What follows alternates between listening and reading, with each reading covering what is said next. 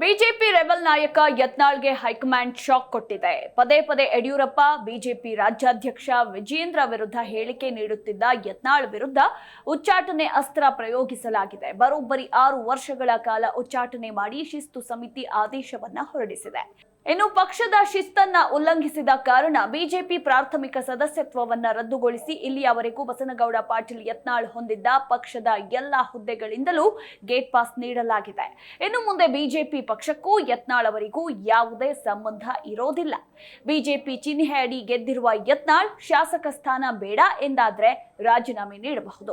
ಆದ್ರೆ ಬೇರೆ ಪಕ್ಷ ಸೇರ್ಪಡೆ ಆಗಬಾರದು. ಒಂದು ವೇಳೆ ಬೇರೆ ಪಕ್ಷ ಸೇರ್ಪಡೆಯಾದ್ರೆ ಯತ್ನಾಳ್ ಶಾಸಕ ಸ್ಥಾನ ರದ್ದಾಗುತ್ತೆ.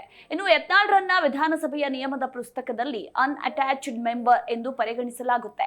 ಪಕ್ಷದ ಯಾವುದೇ ವಿಪ್ ಯತ್ನಾಳ್ಗೆ ಅನ್ವಯಿಸೋದಿಲ್ಲ. ಬಿಜೆಪಿ ಶಾಸಕಾಂಗ ಸಭೆಗಳಲ್ಲಿ ಭಾಗವಹಿಸಲು ಅವರಿಗೆ ಅವಕಾಶ ಇರುವುದಿಲ್ಲ. ಇನ್ನು ಸದನದಲ್ಲಿ ಸ್ವತಂತ್ರವಾಗಿ ನಿರ್ಧಾರ ತೆಗೆದುಕೊಳ್ಳಬೇಕಾಗುತ್ತೆ.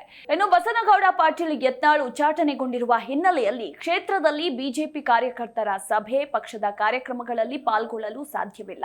ಸದ್ಯ ಪಕ್ಷದಿಂದ ಉಚ್ಚಾಟನೆಗೊಂಡಿರುವ ಬಸನಗೌಡ ಪಾಟೀಲ್ ಯತ್ನಾಳ್ ಅವರ ಮುಂದಿನ ರಾಜಕೀಯ ನಡೆ ಏನು ಅನ್ನೋದು ಎಲ್ಲರಲ್ಲೂ ಕುತೂಹಲ ಮೂಡಿಸಿದೆ.